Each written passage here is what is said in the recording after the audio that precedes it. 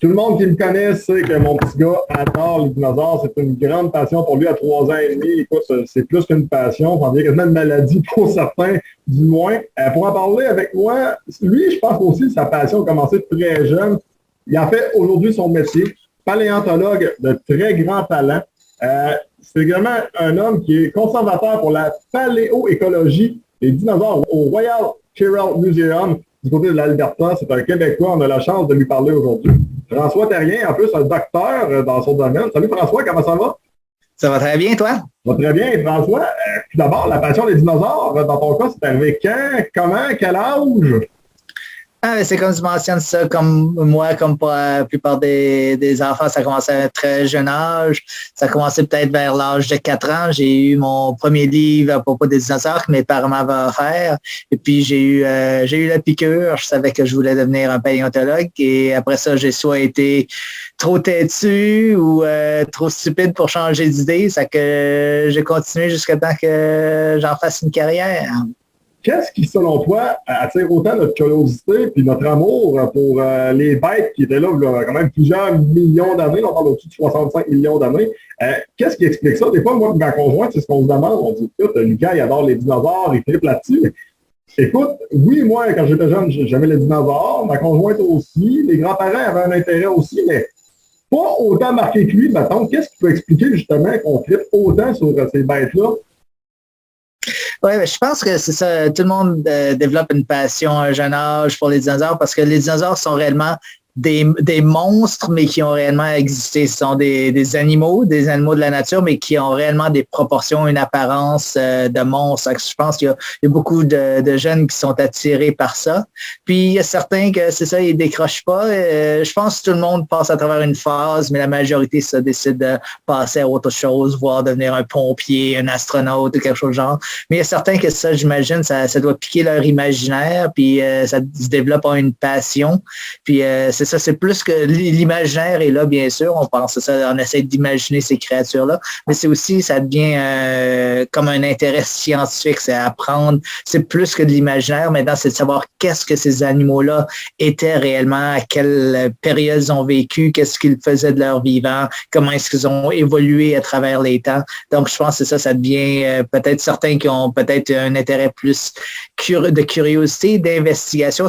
La paléontologie, c'est réellement un travail de détective, c'est essayer d'en apprendre sur des créatures disparues à partir d'évidences, à partir de fossiles. Donc, je pense certains que ça, ils ont peut-être un petit intérêt scientifique, une curiosité scientifique. C'est pour ça que les autres restent accrochés, puis que ça devient réellement plus une passion qui peut se développer en choix de carrière. J'ai le goût de te demander, parce que là, on connaît un peu tous ta carrière, on ne veut pas de participer à plusieurs projets, plusieurs documentaires. On sait que les T-Rex et les gros carnivores sont un peu des spécialités. Enfin, est-ce que c'était également tes dinosaures préférés? Ah ouais, je pense que ça, le Tyrannosaure Rex, c'est probablement un des dinosaures préférés de tous les jeunes. C'est populaire.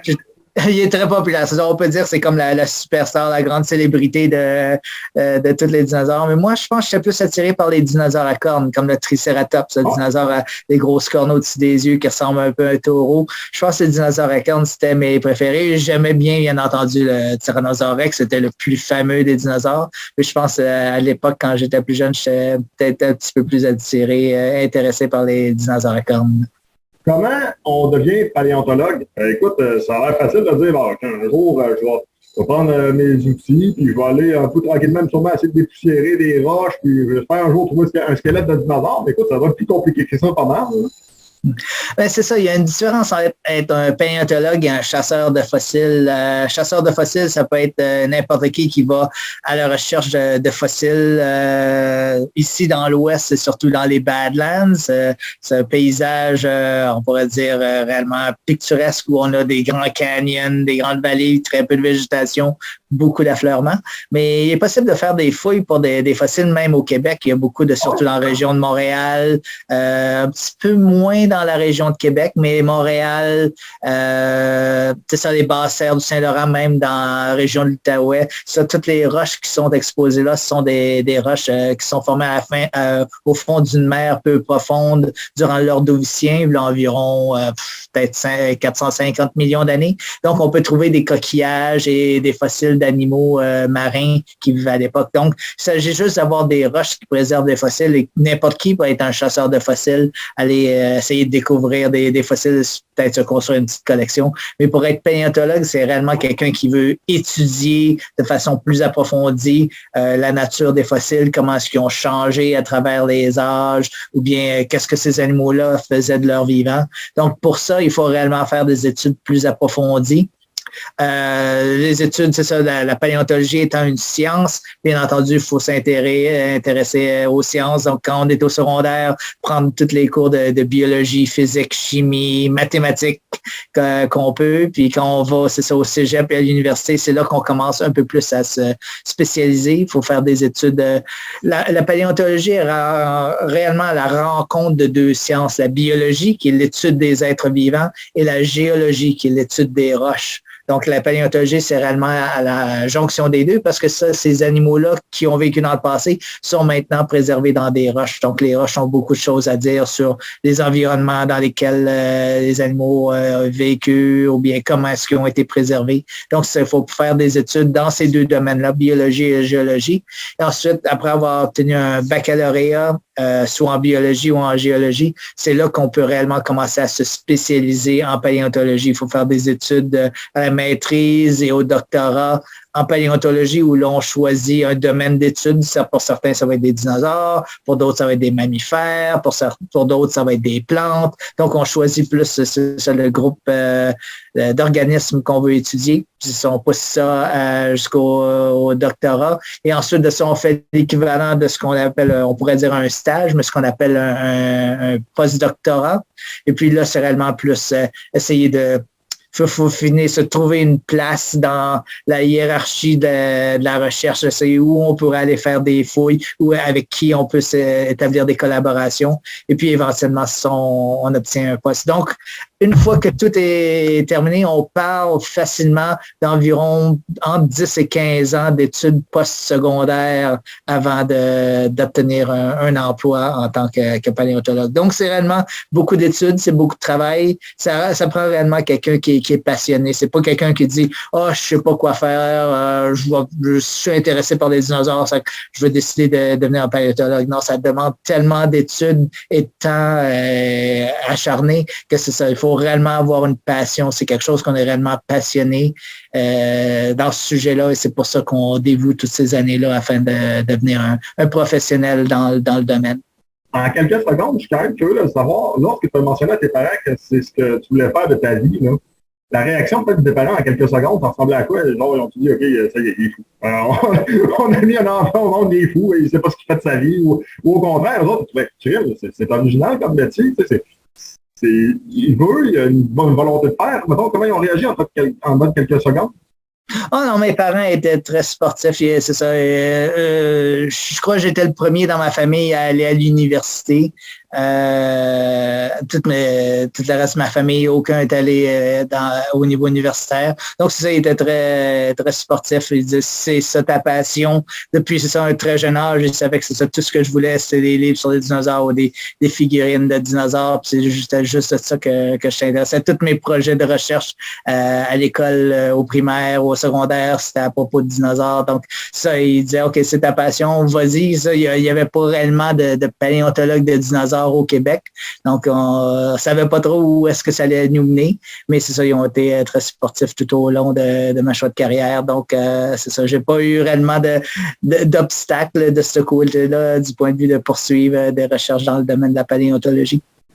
C'est quand même au royaume canadien des fossiles, on va dire ça comme ça, du côté de l'Alberta. Un petit gars de Montréal qui est rendu en Alberta, c'est-tu un peu comme vivre le rêve dans ton cas? Oui, ben c'est ça. L'Alberta, c'est réellement la meilleure place au Canada où on peut découvrir des dinosaures. Dans l'Est canadien, il y a très peu de fossiles. Il y en a un petit peu en Nouvelle-Écosse, mais les fossiles, c'est surtout des empreintes de dinosaures qu'on a en Nouvelle-Écosse. Il y a quelques lits fossilifères qui préservent des os, mais c'est réellement plus l'exception que la règle. C'est réellement qu'on parle de dinosaures au Canada, on parle de l'Alberta. Donc, c'est réellement, je dirais, c'est comme la Mecque, c'est l'endroit où tout le monde veut faire un voyage ou un pèlerinage, on peut dire, pour venir voir des dinosaures ici. C'est ça, quand je commençais mon choix, je pensais pas réellement, j'espérais un jour venir ici faire des recherches, mais je m'attendais pas réellement à me trouver un emploi ici. C'est réellement, à l'époque, il y avait très peu d'endroits qui embauchaient des paléontologues. Il y avait le Musée royal de Tyrrell ici, mais il y avait déjà leur complément de paléontologue. Il n'y avait pas réellement besoin de nouvelles personnes. Donc, quand j'ai fini mon doctorat, je m'attendais à me retrouver à une université en tant qu'enseignant, puis c'est ça, faire de la recherche sur le côté. Mais c'est ça, ça a fini que finalement, je me suis ramassé ici en tant qu'un post-doctorant. Et puis ça a été un cas d'être au bon endroit au bon moment. Il y avait soudainement eu une ouverture. Et puis c'est ça, mes collaborateurs ici aimaient bien le genre de recherche que je faisais. Donc j'ai été embauché. Et puis le reste, c'est l'histoire, comme on dit. J'ai le goût de savoir, lorsqu'on découvre un fossile, écoute, ça t'est arrivé quand même là, de découvrir des fossiles de dinosaures. Comment on file? Moi, je me dis que ça va comme remporter une coupe Stanley. Là. Maintenant, si on faisait un comparatif sportif, ou je sais pas, moi, ou avoir une place numéro 1 au Billboard, ou quelque chose du genre, là, ça doit être, je dirais, l'épouvantable. Ça ne doit pas tout le temps non plus de mort, on va dire, en parenthèse. Il doit y avoir des déceptions, mais lorsque ça arrive, comment on se sent? C'est ça, c'est vraiment très excitant parce que quand tu trouves des fossiles, tu dis que tu es le premier être vivant à voir ces os-là depuis que l'animal est mort et a été enseveli là 70 millions d'années. Donc, tu dis que tu es réellement la première personne, le premier être vivant à voir ces os-là depuis qu'ils ont été enterrés. Donc, c'est réellement ça un trait exceptionnel, c'est réellement super excitant. Quoique ici, en Alberta, des fossiles, il y en a tout partout. Bien souvent, ce sont juste des fragments d'os explosés.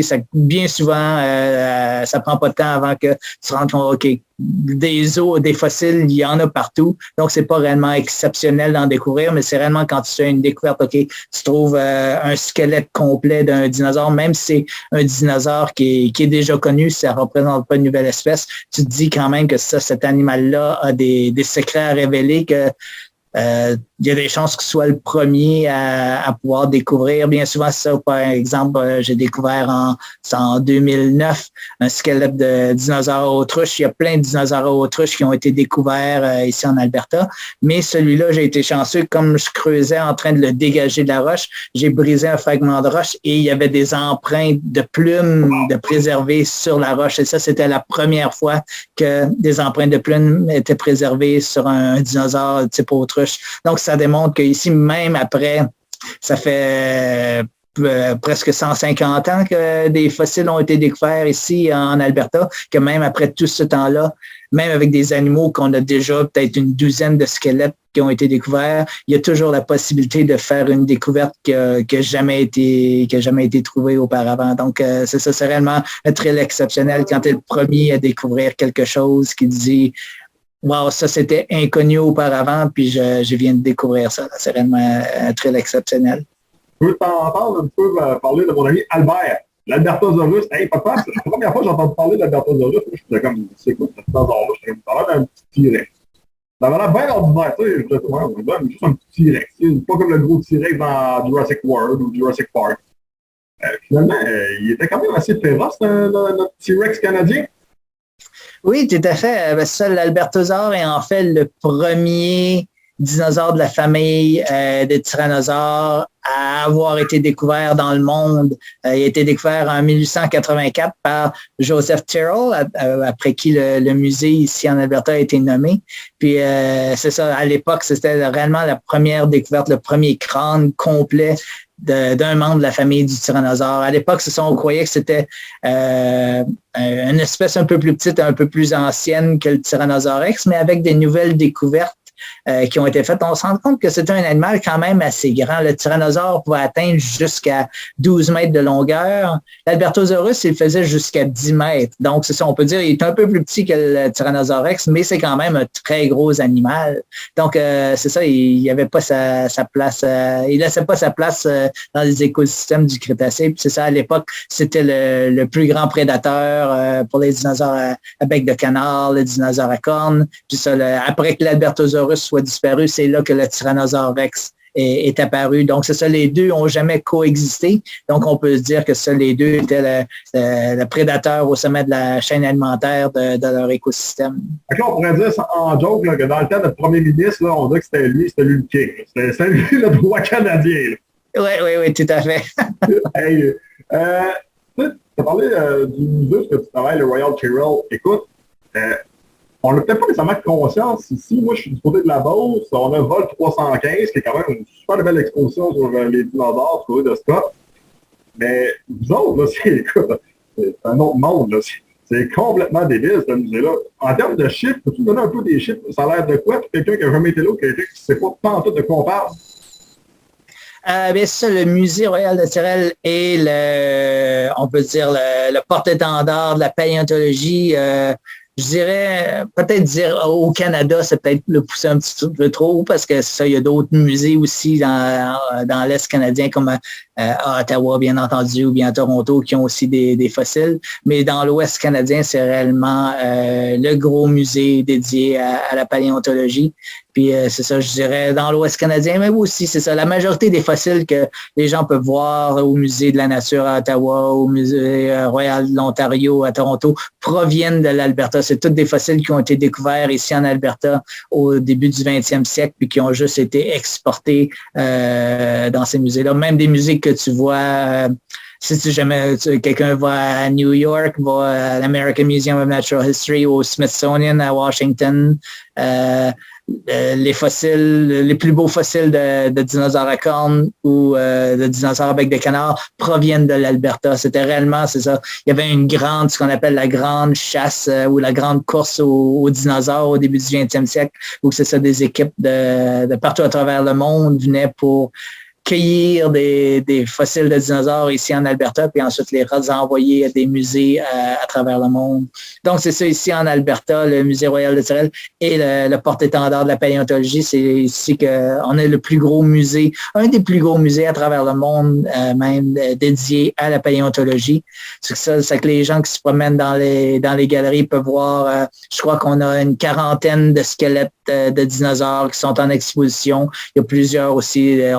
En fait, quand on voyage à travers le musée, on fait essentiellement un voyage à travers le temps. On raconte l'histoire de l'évolution de la vie à partir des tout débuts durant le Précambrien, voilà, 1 milliard d'années, jusqu'au fur et à mesure qu'on avance dans le temps, jusqu'à l'ère des dinosaures, puis finalement, on conclut avec l'ère des mammifères. Donc, c'est réellement, c'est ça. En frais c'est ça. Ça, c'est la portion publique du musée. C'est les galeries, les expositions que les gens peuvent visiter. Mais à l'arrière-scène, c'est là que toute la recherche a lieu. On a une grande collection. Je crois qu'on a au-dessus de 150 000 spécimens qui sont dans nos collections, qui vont de grains de pollen jusqu'aux os aux squelettes de dinosaures. Puis tout entre les deux, on a aussi des squelettes et des dents de mammifères, on a des crocodiles, des tortues, des lézards, un peu de tout.